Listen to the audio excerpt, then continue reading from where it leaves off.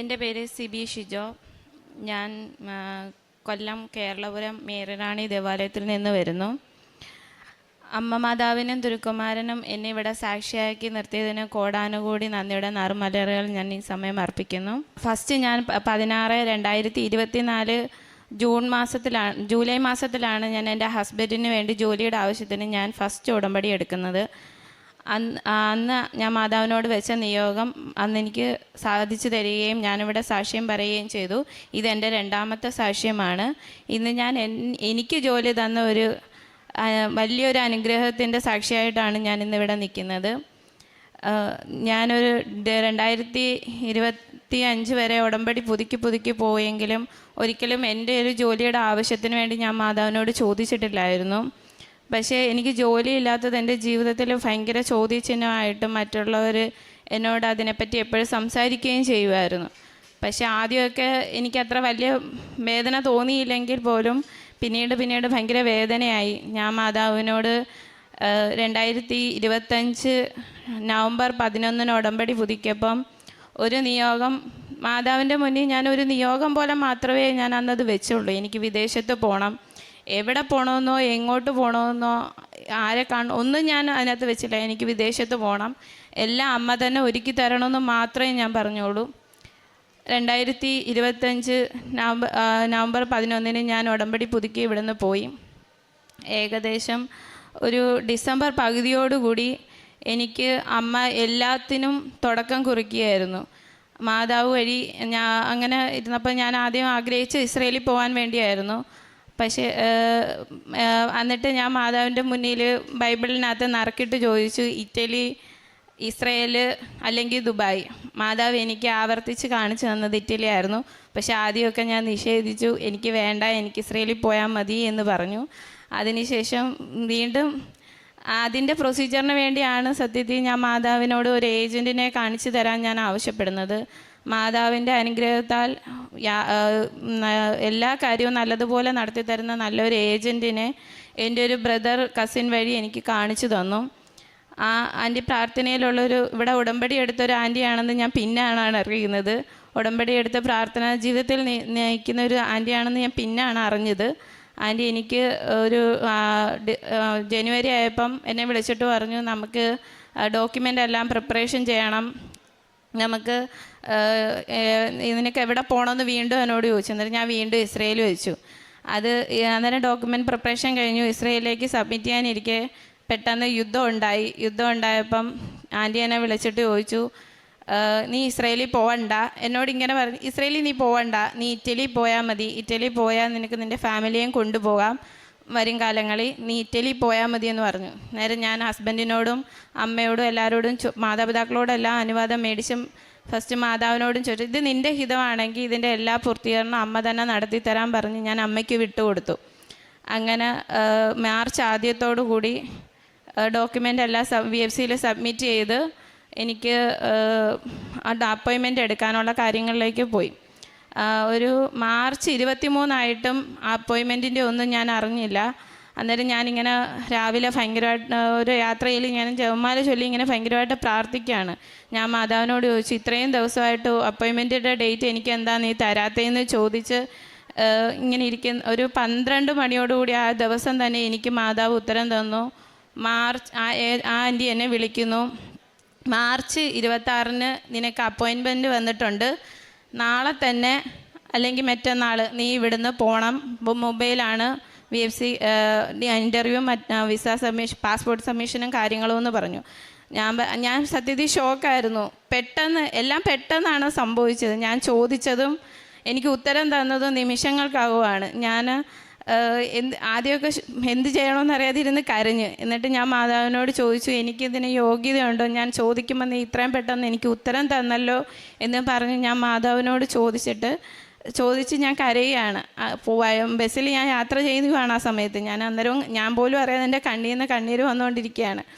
അതിനുശേഷം ഞാൻ 26 മുംബൈയിലെത്തി. Mobile passport submit ചെയ്യുന്നതിന് മുന്നേ തന്നെ ഞാൻ രാവിലത്തെ ഡെയിലി ബ്രെഡ് അച്ഛൻ്റെത് കൂടിയിട്ടാണ് ഞാൻ പോകുന്നത്. 7:30 എനിക്ക് അവിടെ നിൽക്കണം. ഞാൻ കയറുന്നതിന് മുന്നേ മാതാവിൻ്റെ എണ്ണ, ഞാൻ യാത്രകളിലെ ഉടനീളം ഞാൻ എവിടെ പോയാലും എൻ്റെ കയ്യിൽ ഉടമ്പടി കാശുരൂപമുള്ള ജപമാല ഉണ്ടാകും, എൻ്റെ നെറ്റിയിൽ എണ്ണയും ഉണ്ടാകും. ഞാൻ പൊട്ട് ഉപയോഗിക്കാറില്ല. ഏകദേശം ഒരു 3 വർഷമായി ഞാൻ പൊട്ട് ഉപേക്ഷിച്ചിട്ട്. അതിന് മുന്നേ വരെയൊക്കെ ഞാൻ പൊട്ട് വയ്ക്കുമായിരുന്നു. അതിനുശേഷം ഞാൻ ആലോചിക്കുന്നത് എൻ്റെ അമ്മയുടെ തൈലം ഉണ്ടല്ലോ, പിന്നെ എന്തിനാ എനിക്ക് പൊട്ടിൻ്റെ ആവശ്യമെന്ന് മാത്രമേ ഞാൻ ചിന്തിച്ചിട്ടുള്ളൂ. ഞാൻ ഈ യാത്രയിൽ എവിടെ പോയാലും, അടുത്ത് ഉള്ള സ്ഥലങ്ങളിൽ പോയാൽ പോലും ഞാൻ ഉടമ്പടി തൈലം ഇടാതെ ഇറങ്ങി പോവാറില്ല. അങ്ങനെ ഞാൻ VFCയിൽ കയറുന്നതിന് മുന്നേ സൈഡിൽ ഒരു ചെടിയുണ്ട്. ആരും ചവിട്ടാത്തടുത്ത് ഉപ്പ് ഇട്ട് പ്രാർത്ഥിക്കണം എന്നാണ് എൻ്റെ ആഗ്രഹം കൊണ്ട് ഞാൻ അവിടെ ഉപ്പിട്ട് പ്രാർത്ഥിച്ച് ഞാൻ കഴിക്കുകയും ചെയ്തു. എൻ്റെ അകത്ത് കയറി ഞാൻ ഒരുപാട് ടെൻഷനോടാണ് ഇൻ്റർവ്യൂവിന് കയറിയതെങ്കിൽ പോലും ഞാൻ ടെൻഷൻ അടിച്ചതിൻ്റെ ഒരു 0% പോലും എനിക്ക് അവിടെ യാതൊരു പ്രശ്നങ്ങളും എനിക്ക് നേരിടേണ്ടി വന്നില്ല. അവിടെ എന്നെ ഇൻ്റർവ്യൂ ചെയ്യാനിരുന്ന ആൾ പോലും ഭയങ്കര ഫ്രണ്ട്ലി ആയിരുന്നു. ചിരിച്ച് ഗുഡ് മോർണിംഗ് ഒക്കെ പറഞ്ഞ് ജസ്റ്റ് 2-3 ചോദ്യങ്ങളൊക്കെ ചോദിച്ചിട്ട് എന്നോട് പറഞ്ഞു, ഓക്കെ പോയിക്കോ, വിസ അടിച്ച് പാസ്പോർട്ട് വരുമെന്ന് മാത്രം പറഞ്ഞു.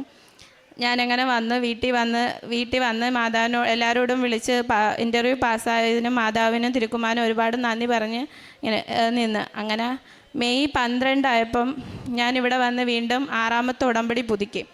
6ാമത്തെ ഉടമ്പടി പുതുക്കിയ സമയത്ത് ഞാൻ മാതാവിനോട് പറഞ്ഞു, മാതാവേ, അവിടുന്ന് ആ ആൻറ്റി പറഞ്ഞത് 60 ദിവസമാകും എങ്കിലും ആകും വിസ വരാനാണ്.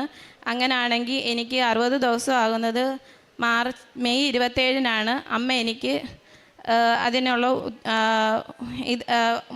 മെയ് 27-നാണ് അമ്മ എനിക്ക് വിസ അടിച്ച് നൽകണമെന്നും പറഞ്ഞ് ഞാൻ പ്രാർത്ഥിച്ച് നിയോഗം എല്ലാം വെച്ച് പ്രാർത്ഥിച്ചിട്ട് ഞാനിവിടെ നിന്ന് ഇറങ്ങി കുമ്പസാരിച്ചതിന് ശേഷം ഞാൻ വന്ന് വണക്കമാസത്തിന് എഴുതിച്ച്. വണക്കമാസത്തിന് ഞാൻ എഴുതിയ ഡേറ്റ് 27-ആണ്. പക്ഷേ എനിക്ക് ഇവിടുന്ന് അവിടെ ഇരുന്ന ആൻറ്റി ആൻറ്റി അല്ല, അത് മാതാവാണെന്ന് എനിക്ക് പിന്നീട് മനസ്സിലായി. എനിക്ക് 14 ഡേറ്റ് ഇട്ട് എന്നെ വിട്ടു. ഞാൻ വീട്ടിൽ ചെന്ന് രസീത് നോക്കിയപ്പം 14. ഞാൻ ആലോചിക്കുക, ഞാൻ ഇട്ട ഡേറ്റ് അല്ലല്ലോ ഈ വന്നേന്ന്. അന്നേരം ഞാനിങ്ങനെ പിറ്റേന്ന് രാവിലെ 13-ാം തീയതി രാവിലെ അച്ഛൻ ഡെയിലി ബ്രെഡിൽ പറയുന്നു. എന്നിട്ട് ഞാനിങ്ങനെ ആലോചിക്കുന്നത്, എൻ്റെ കാര്യം എന്താ അച്ഛൻ ഇങ്ങനെ പറയാത്തതെന്ന് ഞാൻ ചിന്തിച്ച് തീരും മുന്നേ അച്ഛൻ പറഞ്ഞ്, അങ്ങനെ ചിന്തിക്കുന്നവരുടെ ഉത്തരവായിട്ട് 7 ദിവസത്തിനകം അതിനുള്ള ഉത്തരം കിട്ടിയിരിക്കുമെന്ന്. പക്ഷേ 7 ദിവസമൊന്നും എടുത്തില്ല. മെയ് 14 ഉച്ച കഴിഞ്ഞ് ഒരു 4 മണിയാകുന്ന സമയത്ത് എൻ്റെ ഏജൻറ്റ് എന്നെ വിളിച്ചിട്ട് ആൻറ്റി എന്നോട് പറയുന്നു, നീ ഒരുപാട് അനുഗ്രഹിക്കപ്പെട്ടവളാണ്, ഈശോയ്ക്ക് ഒരുപാട് ഇഷ്ടമുള്ള കുഞ്ഞാണ് നീ. അല്ലെങ്കിൽ ഇങ്ങനൊരു അത്ഭുതം ഒരിക്കലും നടക്കത്തില്ല. കാരണം നിനക്ക് മുന്നേ വിസ വെച്ച ഒരാട പോലും പാസ്പോർട്ടിൽ വിസ അടിച്ച് ഇതുവരെ വന്നിട്ടില്ല. ഫസ്റ്റ് നിൻ്റെതാണ് വന്നിരിക്കുന്നത്. കറക്റ്റ് 45 ദിവസം തികഞ്ഞ ദിവസം എൻ്റെത് വന്ന് 60 ദിവസമാണ് പറഞ്ഞത്. പക്ഷേ എനിക്ക് മാതാവ് കറക്റ്റ് 45 ദിവസം തികഞ്ഞത് 13-ാം തീയതി 14-ാം തീയതി വിസ അടിച്ച് വന്ന് 14-ാം തീയതി ഞാൻ അറിയുന്നത് എൻ്റെ പാസ്പോർട്ടിൽ വിസ അടിച്ചെന്ന്. എങ്ങനെ ഞാൻ കരയണോ മാതാവിൻ്റെ അടുത്ത് എന്തോ പറയണമെന്ന് പോലും അറിയാതെ ഞാനിങ്ങനെ ഈശോയെയും മാതാവിനെയും നോക്കി നിൽക്കുക. ഇതിനുള്ള യോഗ്യത എനിക്കില്ലെന്നറിയാം. കാരണം ഞാൻ പ്രത്യേകിച്ച് ഒരു ട്രേഡും പഠിച്ചിട്ടില്ല. ഞാൻ പഠിച്ചിട്ടുണ്ടെങ്കിൽ പോലും ഞാൻ വെച്ചതൊന്നും അതിൻ്റെതായ ഒരു ഇതിലല്ല. വിദേശത്ത് പോകണമെന്ന് മാത്രമേ ഞാൻ മാതാവിനോട് ആവശ്യപ്പെട്ടുള്ളൂ. മാതാവ് എനിക്ക് മെയ് 14-ന് എൻ്റെ പാസ്പോർട്ടിൽ വിസ അടിച്ച് തന്ന്. ഞാൻ ഇവിടുന്ന് അതിനുശേഷം ഞാൻ ജൂൺ 3-ാം തീയതി ഇവിടെ വന്ന് പത്രമെല്ലാം മേടിച്ച് ഞാൻ വീട്ടിൽ നിന്ന് വരുന്ന സമയത്ത് ഞാൻ വണ്ടി ഇരുന്ന് ജപമാല പഠിക്കുകയായിരുന്നു. ഞാൻ അമ്മയോട് ചോദിച്ചു, അമ്മേ എനിക്ക് എന്നാ പോകാൻ പറ്റുന്നേ? ഇപ്പം തന്നെ 1 മാസം ആവാറായി വിസ അടിച്ചിട്ട്. ആകെ 3 മാസം, ഓഗസ്റ്റ് 8 വരെ സമയമുള്ളൂ. എനിക്ക് എന്നാ പോകാൻ പറ്റുന്നതെന്ന് ഞാൻ ചോദിച്ചിട്ട് ഞാൻ കൊല്ലത്തു നിന്നാണ് വരുന്നത്. കായംകുളം എത്തിയപ്പം ഞാൻ ആകാശത്തോട്ട് ഇങ്ങനെ നോക്കിയപ്പം ആദ്യം 7 എന്നൊരു സംഖ്യ തെളിഞ്ഞു വന്ന്. കുറച്ച് കഴിഞ്ഞപ്പം വീണ്ടും 23 എന്ന സംഖ്യ തെളിഞ്ഞു വന്ന്. ഞാൻ മാതാവിനോട് ചോദിച്ചു, ഇതെന്താണ് മാതാവ്, എനിക്കൊന്നും മനസ്സിലാകുന്നില്ല. ഞാൻ എൻ്റെ കൂടെ ചേച്ചി ഉണ്ടായിരുന്നു, ചേച്ചിയെ വിളിച്ച് കാണിച്ചു. ചേച്ചിയും പറഞ്ഞു, ശരിയാ, അത് 7:23 ആണെന്ന്. അത് കഴിഞ്ഞ് ഞങ്ങളിവിടെ വന്ന് പത്രം മേടിച്ച് മാതാവിനോട് ഒത്തിരി നേരം ഇവിടുന്ന് ജപമാലയൊക്കെ ചൊല്ലി ഞാൻ വീട്ടിൽ പോയി. ദിവസങ്ങളിങ്ങനെ കഴിഞ്ഞു പോയി. ഞാൻ 7 കണ്ടപ്പോൾ ഞാൻ കരുതി ഇനി 7-ാം തീയതിയോ അല്ലെങ്കിൽ 17-ാം തീയതിയൊക്കെ എന്തെങ്കിലും അത്ഭുതം നടക്കാനായിരിക്കുമെന്ന് ഞാൻ ചിന്തിച്ചത്. പക്ഷേ അല്ലായിരുന്നു. പാസ്പോർട്ട് ഇന്നലെ വൈകിട്ടാണ് എൻ്റെ കയ്യിൽ കിട്ടുന്നത്. ഞാൻ പാസ്പോർട്ട് തുറന്ന് ഞാൻ നോക്കിയപ്പം അമ്മ തന്നതിൻ്റെ ഏറ്റവും വലിയ തെളിവായിട്ട് 7ാമത്തെ പേജിൽ എനിക്ക് വിസ അടിച്ചു തന്നു. അതിനെ എങ്ങനെ നന്ദി പറഞ്ഞാൽ തീരുമെന്ന് എനിക്കറിയത്തില്ല. നന്ദി പറഞ്ഞാൽ അത് കുറഞ്ഞു പോകും. അത് കഴിഞ്ഞ് ഞാൻ 23 ചോദിച്ചതിന് എന്താണെന്ന് ചോദിച്ചതിനുള്ള ഉത്തരവാണ് ഞാൻ 23-ാം തീയതി ഇവിടുന്ന് പോവുകയാണ് ഇറ്റലിക്ക്. അത് മാതാവ് തന്ന ഏറ്റവും വലിയ അനുഗ്രഹമാണ്. എനിക്ക് ഈ വിസയും പിടിച്ചിവിടെ നിൽക്കാൻ യോഗ്യത ഉണ്ടോയെന്ന് പോലും എനിക്കറിയത്തില്ല. പക്ഷേ ഇത് അമ്മ തന്ന അനുഗ്രഹമാണ്. എനിക്ക് വിദേശത്ത് പോകണമെന്ന് മാത്രമേ ഞാൻ പറഞ്ഞിട്ടുള്ളൂ അമ്മയോട്. എവിടെ പോകണമെന്നും ഞാൻ ചോദിച്ചില്ല, എങ്ങോട്ട് പോകണമെന്നും ഞാൻ ചോദിച്ചില്ല. എല്ലാം അമ്മ തന്നെ. എനിക്ക് 6 മാസം, എനിക്ക് തോന്നുന്നു 6 മാസം ആയില്ല അമ്മ എൻ്റെ കയ്യിൽ പാസ്പോർട്ടിൽ വിസ അടിച്ച് എൻ്റെ കയ്യിൽ നിന്ന്. ഞാൻ ഇന്ന് ഈ ആൾക്കാരെ സാക്ഷ്യം പറയാൻ അത് ഈ തിരിക്കാത്ത 9 കാണിച്ചപ്പോൾ ഞാൻ ആലോചിച്ചത് എന്തോ 9 കാണിക്കുന്നതെന്ന് ഞാൻ ആലോചിച്ച്. ഇന്ന് 19 ഡേറ്റ്. ഇന്ന് സാക്ഷ്യം പറയാനാ മാതാവ് എന്നെ അനുഗ്രഹിച്ചത്. ഇതുകൂടാതെ എനിക്ക് എനിക്ക് വിസ തന്നതിന് അമ്മയ്ക്കും തിരുക്കുമാരനും കോടാനുകോടി നന്ദി ഞാൻ ഈ സമയം അർപ്പിക്കുന്നു. ഞാൻ ഒരുപാട് വിഷമിച്ചിരിക്കുന്ന സമയങ്ങളിലെല്ലാം എനിക്ക് ഏറ്റവും കൂടുതൽ മാതാവ് ജപമാല പഠിക്കുന്ന സമയത്തായാലും എനിക്ക് സുഗന്ധാഭിഷേകം തന്ന്. ഇപ്പം ഞാൻ ആരാധന നടത്തി മേളിൽ പോയി ബൈബിൾ വായിച്ചിട്ട് ഇറങ്ങി വരുന്ന സമയത്ത് ഭയങ്കര സുഗന്ധാഭിഷേകം. ഞാൻ അവിടെ നോക്കുക, ഈ മുല്ലപ്പൂ എവിടെ കിടക്കുന്നത്, എനിക്ക് ഇത്രയും മണം ഇതെവിടെ നിന്നാണ് വരുന്നതെന്ന് നോക്കിയിട്ട് അവിടെ ഒരു മുല്ലപ്പൂ പോലും ഞാൻ കണ്ടില്ല. പക്ഷേ എനിക്ക് ഭയങ്കര മണം, പറഞ്ഞറിയിക്കാൻ പറ്റത്തില്ല, നല്ല മണം എനിക്ക് ഫീൽ ചെയ്തു. ഞാൻ ഈ സാക്ഷി എഴുതുന്ന സമയത്തെല്ലാം മാതാവിൻ്റെ സാന്നിധ്യം ഞാൻ അറിയുന്നുണ്ടായിരുന്നു. ഇന്ന് വരുന്ന വഴിക്ക് ഞാൻ മാതാവിനോട് എപ്പോഴും കണ്ണടിച്ച് പ്രാർത്ഥിക്കുന്ന സമയത്തോട് ഞാൻ മാതാവിനോട് ചോദിക്കും, നീ കൃപാസനത്തിലുള്ള ഈ രൂപക്കുട്ടി ഇരിക്കുന്ന കണക്ക് സങ്കല്പിച്ച് പ്രാർത്ഥിക്കാൻ ഞാൻ കണ്ണടയ്ക്കുമ്പം പക്ഷേ ഇവിടെ കാണത്തില്ല. അത് ഞാൻ മാതാവിനോട് ചോദിക്കും, നീ കൃപാസനത്തിലില്ലേ, നീ ഇതെവിടെ ഇപ്പോഴും യാത്ര ചെയ്യുന്നതെന്ന് ഞാൻ എപ്പോഴും ചോദിക്കും മാതാവിനോട്. അന്നേരം ഞാനിങ്ങനെ വരുന്ന സമയത്ത് ഞാൻ പ്രാർത്ഥന പഠിച്ചൊന്ന് മയങ്ങിപ്പോയപ്പം പെട്ടെന്ന് രൂപക്കുട്ടി മാതാവുണ്ട്. മാതാവിൻ്റെ കൂടെ മാതാവിൻ്റെ അതേ കളറിൽ ഈശോയും ഉണ്ട്. ഞാൻ ഞെട്ടിപ്പോയി. ഞാൻ പെട്ടെന്ന് ഞെട്ടിയിട്ട് ഞാൻ വിചാരിച്ച് എനിക്ക് തോന്നിയതായിരിക്കും എന്ന് കരുതി ഞാൻ വീണ്ടും കണ്ണടച്ചിട്ട് ഞാൻ ചോദിച്ചു, എനിക്ക് തോന്നിയതാണോ എന്ന് വെച്ചപ്പം വീണ്ടും എനിക്ക് അങ്ങനെ തന്നെ കാണിച്ചു തന്നു മാതാവ്. അന്നേരം എനിക്ക് മനസ്സിലായി ഇപ്പോഴും ഈ യാത്രയിലുടനീളം എൻ്റെ കൂടെ എപ്പോഴും ഉണ്ടെന്ന് എനിക്ക് മനസ്സിലായി. പിന്നെ രോഗസൗഖ്യമായിട്ട് എനിക്ക് ഈ വലത്തെ താടിയെല്ലിന് തേയ്മാനം ഉണ്ടായിരുന്നു. എനിക്ക് ഈ കട്ടിയുള്ള ഒരു സാധനങ്ങളും കടിക്കാൻ പറ്റത്തില്ലായിരുന്നു. അത് കടിച്ച ഉടനെ ആ ഭാഗം മൊത്തം നീര് കെട്ടി ഭയങ്കര ബുദ്ധിമുട്ടാണ്, കിടക്കാൻ പറ്റത്തില്ല, വേദന. പക്ഷേ ഏകദേശം ഒരു 2 മാസത്തോളം ആകുന്ന മേളിലായി. 2-3 മാസം എന്ന് പറയാം, അത്രയായി. എനിക്ക് ഇപ്പം യാതൊരുവിധ ബുദ്ധിമുട്ടും ഇല്ല, എന്ത് കഴിച്ചാലും എനിക്ക് വേദനയില്ല. അതുപോലെ തന്നെ എനിക്ക് എല്ലാ മാസവും എനിക്ക് കഫക്കെട്ടിൻ്റെ ബുദ്ധിമുട്ട് കാരണം എനിക്ക് ആൻറ്റിബയോട്ടിക് എടുക്കേണ്ട ഒരു അവസ്ഥ ഉണ്ടായിരുന്നു. അതും ഇതുപോലെ ഒരു 3 മാസമായിട്ട് എനിക്ക് ഒരു ആൻറ്റിബയോട്ടിക് എടുക്കേണ്ട ആവശ്യം ഇതുവരെ വന്നിട്ടില്ല. കഫക്കെട്ടിൻ്റെ പ്രശ്നം ഇപ്പോൾ എനിക്ക് വരാറില്ല. അലർജിയുടെ അസുഖം എനിക്ക് എൻ്റെ മാതാവ് അതും എനിക്ക് മാറ്റി തന്നു.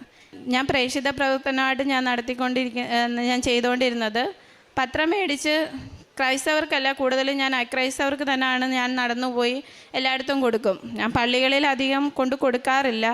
കൊടുക്കുമെങ്കിൽ പോലും അധികം അവിടെ ചെല്ലുമ്പോൾ എല്ലാവരും പത്രമായിട്ട് ഇങ്ങനെ നിൽക്കുന്ന കാണുമ്പോൾ ഞാൻ വിചാരിക്കുന്നു ഞാനും കൂടെ എന്തിനാണ് നിന്ന് കൊടുക്കുന്നത്, ഞാനിനി എൻ്റെ സ്ഥലത്ത് അക്രൈസ്തവരായ ആൾക്കാർക്ക് കൊടുക്കാമെന്നും പറഞ്ഞ് ഞാൻ അവിടെ നിന്ന് ഇറങ്ങി വന്ന് എനിക്ക് എവിടം വരെ പത്രമായിട്ട് പോകാൻ പറ്റുന്നോ അത്രയും സ്ഥലത്ത് പോയി ഞാൻ പത്രം കൊടുക്കാറുണ്ട്.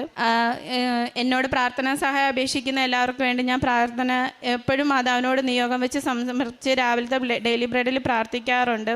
എനിക്ക് ജോലിയില്ല. എൻ്റെ ഹസ്ബൻഡിൻ്റെ സാലറിയിൽ നിന്നായാലും എന്നാൽ കഴിയുന്ന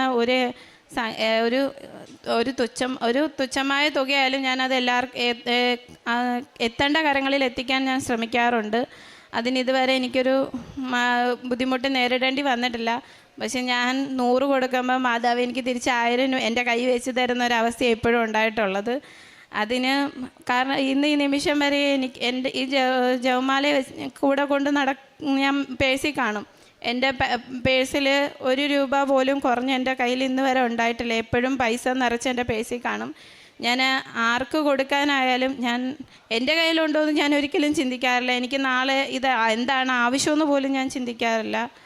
ദൈവത്തിന് അത് ഞാൻ ആർക്കായാലും അർഹതപ്പെട്ട കരങ്ങളിൽ ഞാൻ എത്തിക്കാറുണ്ട്. ഇത്രയും നല്ല ഇത്രയും വലിയ അനുഗ്രഹങ്ങൾ തന്ന അമ്മയ്ക്കും ദൈവകുമാരനും കോടാനുകോടി നന്ദിയുടെ നറുമലറുകൾ അമ്മയുടെ തിരുക്കുമാരൻ്റെയും പാദാന്തിക്കത്തിൽ ഞാൻ സമർപ്പിക്കുന്നു. ഇതുപോലെ സാക്ഷ്യം പറയാൻ എൻ്റെ മാതാവ് എന്നെ അനുഗ്രഹിക്കട്ടെ എന്ന് ഞാൻ വീണ്ടും പ്രാർത്ഥിക്കുന്നു. യേശുവേ നന്ദി, യേശുവേ സ്തോത്രം, ഹല്ലേലൂയ. ഹോസിയ പ്രവാചകൻ്റെ പുസ്തകം 14-ാം അധ്യായം 5-ാം തിരുവചനം. ഇസ്രായേലിന് ഞാൻ തുഷാരബിന്ദു പോലെ ആയിരിക്കും, ലില്ലി പോലെ അവൻ പുഷ്പിക്കും, ഇലവു പോലെ അവൻ വേരുറപ്പിക്കും, അവൻ്റെ ശാഖകൾ പടർന്ന് പന്തലിക്കും, അവന് ഒലിവിൻ്റെ മനോഹാരിതയും ലബനോൻ്റെ പരിമളവും ഉണ്ടായിരിക്കും. സിബി എന്ന ഇമകളുടെ പ്രത്യക്ഷീകരണ സാക്ഷ്യത്തിൽ നിന്ന് മരിയൻ ഉടമ്പടിയുടെ എല്ലാ കണ്ടൻറ്റും വിളങ്ങി നിൽക്കുന്ന ഒരു പ്രത്യക്ഷീകരണ സാക്ഷ്യമാണെന്ന് നമുക്ക് മനസ്സിലാക്കാം. മകൾ ഒന്നേ ആഗ്രഹിച്ചുള്ളൂ, വിദേശത്തെവിടെയെങ്കിലും എനിക്ക് ജോലിക്ക് പോകണം, എനിക്കതിനുള്ള യോഗ്യതയില്ല.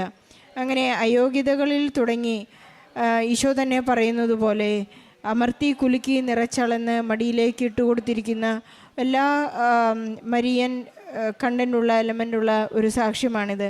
മകൾക്ക് not by merit but by grace എന്ന അടിസ്ഥാനത്തിൽ 6 മാസത്തിൻ്റെ ഉള്ളിലാണ് ഇന്ന് വിസ കയ്യിൽ കെട്ടി മകൾ ഇറ്റലിയിലേക്ക് പോകാൻ തയ്യാറായി നിൽക്കുന്നത്. സമയച്ചുരുക്കത്തിൻ്റെ അമ്മയാണ്. സിബിയുടെ ഈ ജീവിതത്തിൽ വളരെയധികം ഇടപെട്ടുകൊണ്ട് എല്ലാ സൈൻസ് സിമ്പിൾസ് എല്ലാം അമ്മ കാണിച്ചു കൊടുത്ത് ഡേറ്റ്, സമയം, അങ്ങനെ ജീവിതത്തിലുണ്ടാകുന്ന ചെറിയ ശാരീരിക അസ്വസ്ഥതകളിലെ സൗഖ്യങ്ങൾ എല്ലാം ഈ മകൾക്ക് പരിശുദ്ധ അമ്മയുടെ കമ്മ്യൂണിക്കേഷനിലൂടെ നിനക്ക് സാധിക്കാവുന്ന, നിനക്ക് എന്ത് വേണം, നീ ആഗ്രഹിച്ചത് ഇസ്രായേലാണെങ്കിലും ഉടമ്പടിയെടുത്ത് പ്രാർത്ഥിക്കുന്ന ഒരു ഏജൻറ്റ് തന്നെ ഈ മകൾക്ക് ഇറ്റലിയിലേക്ക് കൊണ്ടുപോവുകയും സമയാസമയങ്ങളിൽ സുഗന്ധാഭിഷേകത്തിലൂടെയും സമയച്ചുരുക്കത്തിലൂടെയും എല്ലാം ഈ മകൾക്കുള്ള എല്ലാ കാര്യങ്ങളും പരിശുദ്ധ അമ്മ ക്രമീകരിച്ചു കൊടുത്ത് ഈശോയെ അത്യധികം സ്നേഹിക്കുവാനും ഇനി അതുപോലെ തന്നെ തുടർന്നുള്ള ജീവിതത്തിലും എപ്പോഴും ഈശോയോട് കൂടെയായിരിക്കുവാനും നിത്യതയോളം ഈശോയെ കൂട്ടുപിടിച്ച് ജീവിക്കുവാനുള്ള വലിയ കൃപ നൽകിയതിന് സിബിക്ക് ലഭിച്ച എല്ലാ അനുഗ്രഹങ്ങൾക്കും നന്ദി പറയുന്നതോടൊപ്പം ഈ സമാനമായ ജീവിത പ്രതിസന്ധികളിലൂടെ തകർന്ന് ജീവിക്കുന്ന എല്ലാ മക്കളുടെയും അനുഭവങ്ങളെയും പ്രാർത്ഥനകളെയും സിബിയുടെ ഈ സാക്ഷ്യത്തോട് ചേർത്ത് വെച്ച് ഈശോയ്ക്കും പരിശുദ്ധ അമ്മയ്ക്കും നല്ല ഒരു കയ്യടി നൽകി സാക്ഷ്യം നമുക്ക് സമർപ്പിക്കാം. അത്യപൂർവ ദൈവാനുഭവങ്ങൾ ഇനി നിങ്ങൾക്കും